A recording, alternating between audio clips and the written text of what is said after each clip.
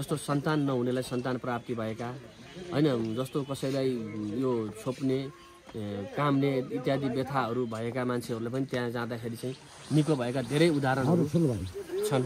हजुर त्यहाँ चाहिँ गाईको थुन थियो, त्यो गाईको थुनबाट दुध नै चाहिँ त्यो शिवलिङ्गमा अर्पण हुन्थ्यो। ए हजुर आफै हजुर पछि एकजना जोगीले चाहिँ त्यहाँ आएर खिर बनाएर खानुभयो। त्यसपछि त्यहाँ एउटा चौलानी भने त्यो दुध अलिक पातलो जस्तो देखेर चौलानी जस्तो चाहिँ चुहिन थाल्यो र पछि कुनै गोठालाले त्यो गाईको थुन, जुन गाईको थुन थियो जहाँबाट चाहिँ दुध खस्थ्यो, त्यो थुन चाहिँ भाँचिदिएछन्।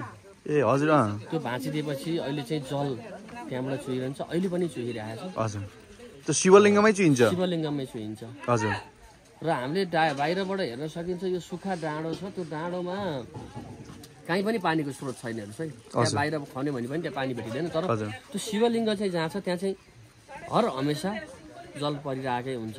एकदम अद्भुत एउटा शक्तिशाली मन्दिर हो हजुर है, हामीले चाहिँ पुज्ने हाम्रो आस्थाको केन्द्र हो।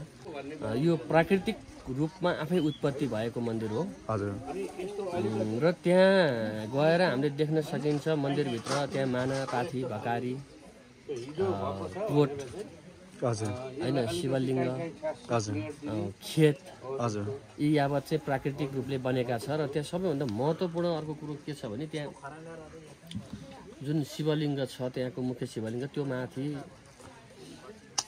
हर समय भनौँ न हरेक समय चाहिँ त्यहाँ त्यो प्रकृतिले नै आफै जल अर्पण गरिरहेको हुन्छ क्या, त्यहाँ जल परिरहेको हुन्छ जहिले पनि। यहाँको हामीले बुढापाकाहरूलाई बुझ्दाखेरि यहाँ के भनाइ छ भने पहिला गुप्तेश्वर महादेवको दर्शन गरेर उहाँसँग चाहिँ आफूले मागेपछि त्यो चिज प्राप्ति भएका, जस्तो सन्तान नहुनेलाई सन्तान प्राप्ति भएका हैन, जस्तो कसैलाई यो छोप्ने कामले इत्यादि व्यथाहरू भएका मान्छेहरूले पनि त्यहाँ जाँदाखेरि चाहिँ निको भएका धेरै उदाहरणहरू छन्। हजुर